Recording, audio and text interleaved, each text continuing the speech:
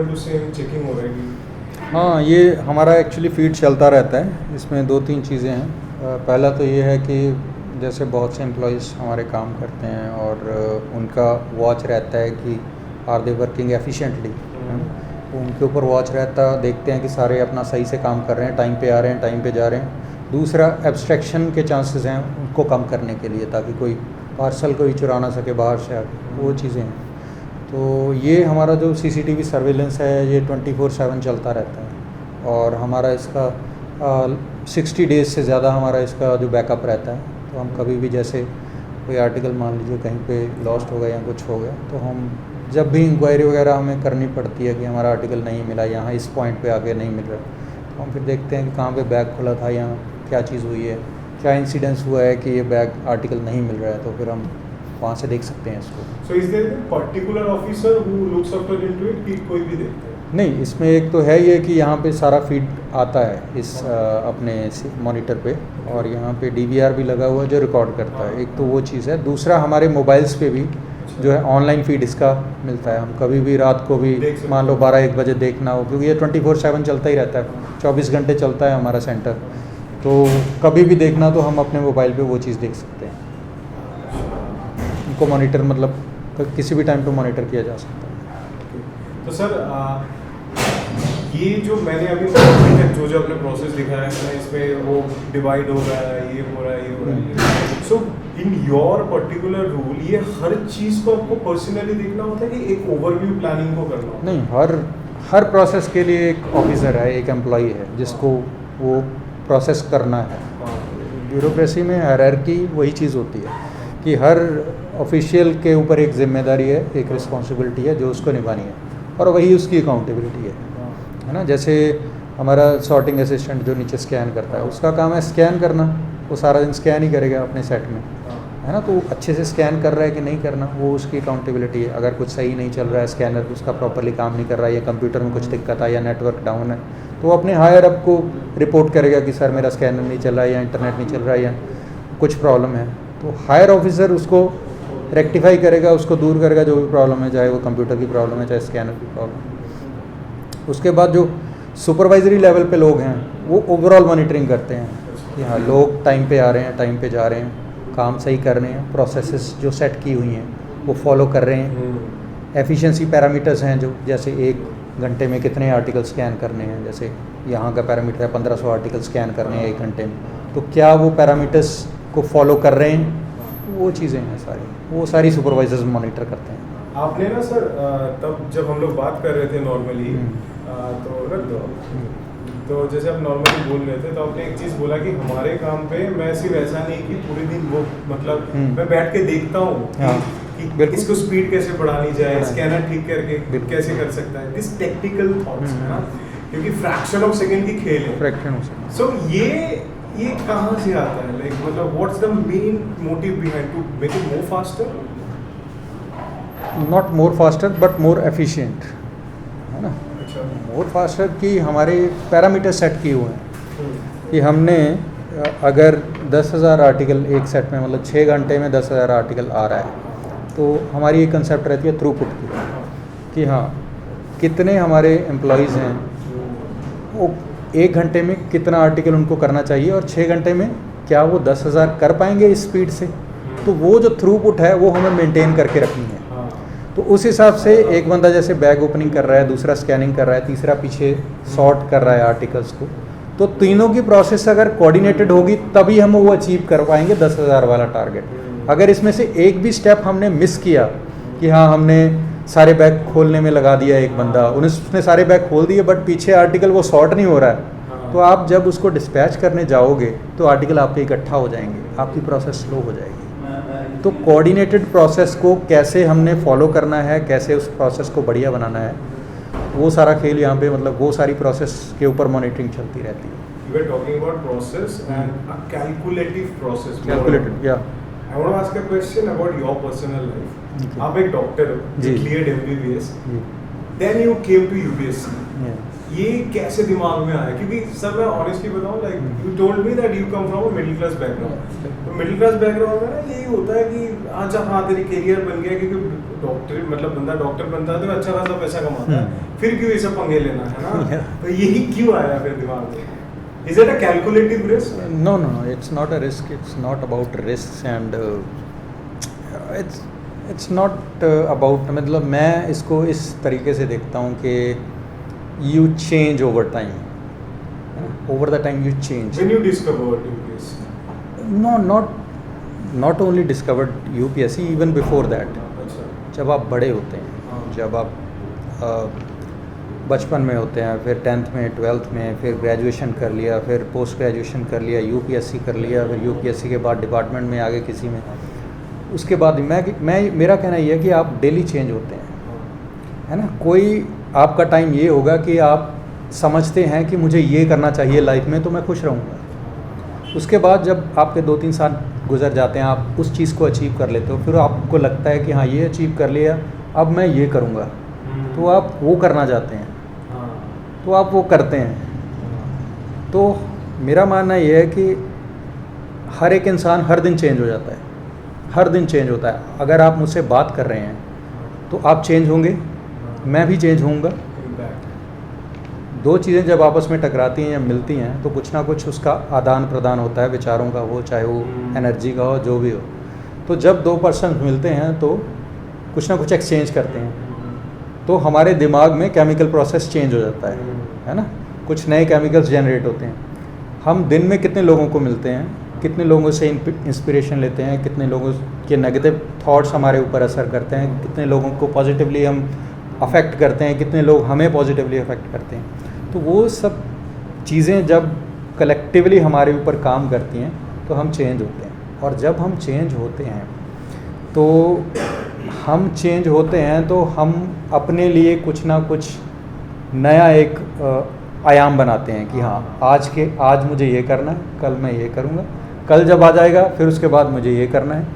It's not that कि मैं 10 साल तक ये सोचता हूँ कि 10 साल बाद ये करूँगा, नहीं। आप डेली चेंज होते हैं, उस हिसाब से आप अपने गोल सेट करते हैं। तो MBBS में आने का मकसद मेरा, जो मैं अपनी स्टोरी बता रहा हूँ, उसके पीछे ये फ़िलॉसफी थी। बट ओवरऑल मैं ये बता रहा हूँ कि जब मैं MBBS करने के पीछे कारण ये था कि मैं मिडिल क्लास फैमिली से था। तो मिडिल क्लास फैमिली के होने के नाते अब पेरेंट्स जो होते हैं उनका ये होता है कि हाँ स्टेबल जॉब हो और डॉक्टर बन जाए या इंजीनियर बन जाए, है ना। तो ठीक है, मैंने वैसे IIT का एग्ज़ाम भी दिया था, वो भी क्लियर किया था, MBBS भी किया, तो ठीक है चलो हो गया। MBBS में इंटरेस्ट था मेरा थोड़ा टीचर्स की वजह से, तो उस साइड में आ गया। उसके बाद मैंने सोचा कि अब मुझे जाना है, क्या करना है फ्यूचर में, क्योंकि फाइनेंशियली स्टेबल हो चुका था। बट उसके बाद क्या करना है, फिर मैंने थोड़ा सोचा बैठ के कि हाँ पब्लिक सर्विस तो करनी है, मुझे जाना है, क्योंकि I am not very much into the money thing. बहुत ज़्यादा मैं पैसे के बारे में नहीं सोचता हूँ, क्या मुझे इतना पैसा चाहिए या कमाना है या करोड़पति बनना है, वो चीज़ें मतलब मैं नहीं सोचता। मुझे ये है कि हाँ लोगों के साथ इंटरेक्शन हो, लोगों से सीखूं और जितना हो सके अपने जो मेरे आसपास लोग हैं उनकी लाइफ पॉजिटिवली चेंज कर पाऊँ, कुछ ना कुछ चेंज कर पाऊँ उसमें। तो ये एक ज़रिया, सिविल सर्विसेज एक ज़रिया है जिसमें मैं आ गया। अब इसके बाद भी कुछ और आयाम बनेंगे, कुछ और गोल्स होंगे जो लाइफ में सेट करूँगा, या करते रहते हैं, अपनी हॉबीज़ हैं या वो करते रहते हैं मतलब। तो ये है कि आपके गोल्स बदलते रहेंगे, नए गोल पोस्ट सेट होते रहेंगे, उस हिसाब से आप अपनी लाइफ को डायरेक्शन देते रहेंगे। तो ये कभी, मुझे नहीं लगता कि ये चीज़ कभी बंद हो जाएगी कि हाँ आपने एक गोल अचीव कर ले तो आप बैठ गए कि हाँ जी अब मुझे कुछ नहीं करना, अब मेरा गोल कंप्लीट हो गया। तो ये ऑनगोइंग प्रोसेस है, सारी उम्र चलती रहेगी। Is there anything you connect from your MBBS learning to this department? कुछ है जैसे सर उस दिन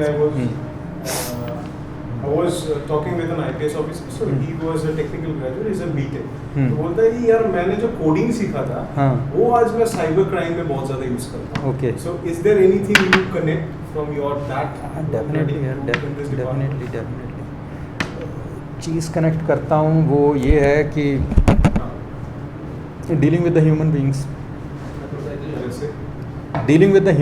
मतलब ह्यूमन साइकोलॉजी। वैसे तो हम सभी ह्यूमन साइकोलॉजी से डील करते हैं, क्योंकि हम एक दूसरे से बात करते हैं, एक दूसरे को डील करते हैं। बट स्पेशली मेरा एरिया ऑफ इंटरेस्ट साइकोलॉजी था, है ना, जैसे MBBS के टाइम पे भी।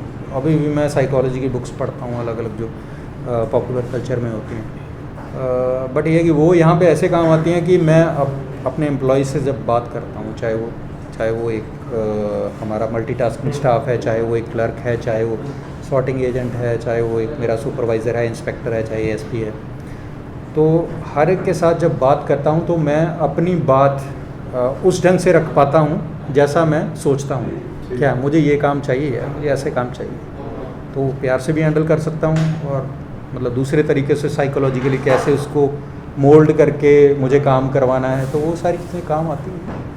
और दूसरा ये है कि आप जानते हैं ओवरऑल जब आप किसी पर्सन को देखते हैं, अगर आप बॉडी लैंग्वेज समझते हैं तो आप उसकी ओवरऑल मोटा मोटा बैकग्राउंड के बारे में जान सकते हैं कि ये बंदा ऐसा है यार, ये सही चल फिर नहीं रहा, इसके लिए ये प्रॉब्लम हो सकती है, इसको फिज़िकली, इसकी मेंटल सिचुएशन ऐसी होगी, इसको मुझे ऐसी चीज़ें बोलनी चाहिए तो ऐसे काम देगा। तो वो सारे, जैसे आपने कोडिंग की बात बताई, तो वैसे जैसे वो कोडिंग यूज़ करता है उस क्रिमिनोलॉजी में, वैसे ही मैं साइकोलॉजी का यूज़ करता हूँ अपने एम्प्लॉयज़ से काम लेने के लिए। आपने सर एक्चुअली जो डिस्क्राइब कर रहे थे ना, उसका एक ब्यूटीफुल टर्म है, that's called human mapping. I think you know. Yeah so sir, how you utilize human mapping, क्योंकि आपके प्रोफेशन में दिन में 100 लोगों से मिलने होते हैं और 100 लोग फ्रॉम डिफरेंट प्रोफेशंस, कोई पर्टिकुलर है, and to handle them, and sometimes you need to connect the right dots. ये तो वो बोलता ही रह जाएगा, है ना, वो भी परेशान हो जाएगा, बोलेगा कि सर अच्छा नहीं है ना, but being an officer you need to do that, है ना। So do you believe in human mapping? या करते हैं। जैसे एक्चुअली हमारे यहाँ ब्यूरोक्रेसी में ये रहता है कि आप उतनी ही चीज़ें बताइए जितनी आपको काम करवाना है ना। बहुत ज़्यादा चीज़ें नहीं बता सकते आप। जैसे मान लीजिए आपको एक पार्ट ऑफ नॉट पार्ट, मतलब जो हम काम करते हैं, है ना, इवन ये सम काइंड ऑफ फिलॉसफी भी है, मुझे लग रहा है कि आपको जितना काम जिससे करवाना है आप उतने ही स्टेप्स बताइए, और काम करवाने के लिए मिनिमम स्टेप्स बताइए कि 1 2 3 उसको फॉलो करना है। ये नहीं कि आपने एक पूरी कहानी सुना दी और फिर बोले इसको ये काम अच्छा होना चाहिए। नहीं, अगर मुझे काम करवाना है उससे, एक बैग ओपनर से उसको बोलूँगा कि आप यार उसको बैग कटर से बैग काटो, ठीक है, बैग खोलो, बैग को उल्टा करो, आर्टिकल उसमें डालो, फिर आर्टिकल्स को फेस करो, ऐसे करके मैं 3-4 स्टेप बताऊँगा, मुझे ये काम 100% सही चाहिए, तो वो वैसे करेगा। जो स्कैन कर रहा है क्लर्क, उसको मैं बोलूँगा कि भाई तेरे पास आर्टिकल्स पड़े हैं, आर्टिकल को स्कैन करना है, उसमें देखना है कि प्रॉपर आ रहा है, आर्टिकल सारे स्कैन हो रहे हैं तेरे, कोई ऐसा तो नहीं है कि बिना स्कैन के तेरा आर्टिकल सॉर्टिंग एरिया में जा रहा है। ये इंश्योर करना है, एक 2 3 स्टेप ये करना है, बस ये काम, मतलब ऐसे करके। तो हर एक बंदे को उसके जॉब के अकॉर्डिंग ही आपने इंस्ट्रक्शंस देनी है। बहुत ज़्यादा इंस्ट्रक्शंस दोगे वो तो वो कन्फ्यूज़ हो जाएगा, है ना, कि हाँ यार ये क्या क्या मुझे बताया था समझ नहीं आ रहा। उसको मैं ये बोलता हूँ कि 1 2 3 ये स्टेप करने हैं, ख़त्म। कुछ नहीं समझ आ रहा दोबारा पूछ ले भाई, ये चीज़ है। And sir, like it's been 1.5 years I'm doing this interviews and podcast with the bureaucrats. Like honestly saying, I have seen my some personal growth. Like कितने लोग देखते हैं व्यूज वगैरह, honestly doesn't matter, but मैंने ना अभी समझता हूँ कि ब्यूरोक्रेट्स आप लोगों जैसे लोगों से बात करके ना इंसान बहुत कुछ सीखता है, क्योंकि you all gain 100% more experience than a normal person. जितने कुछ हैंडल करते हो आप लोग, है ना, जितने लोगों से एक्चुअली आप ज़्यादा मिलते हो उतना आप ज़्यादा सीखते हो। क्योंकि देखिए हर एक, आप अगर सोचोगे इसको कि हर एक बंदे के पीछे एक पूरी हिस्ट्री है, जब से वो पैदा हुआ है, इवन बिफोर दैट उसके जेनेटिक्स कैसे, by way of his genetics, वो कहाँ से आया है, किस स्टेट से आया, किस कंट्री से आया है ना, वहाँ से शुरू हुआ। देखिए कि उसने अपनी अब तक की 20 25 30 40 साल की लाइफ में कितनी चीज़ें पढ़ी हैं, कितनी चीज़ें देखी हैं, कितनी ऑब्जर्वेशंस अपने अंदर समेटी हैं और कैसे उनको इंटरप्रेट किया है।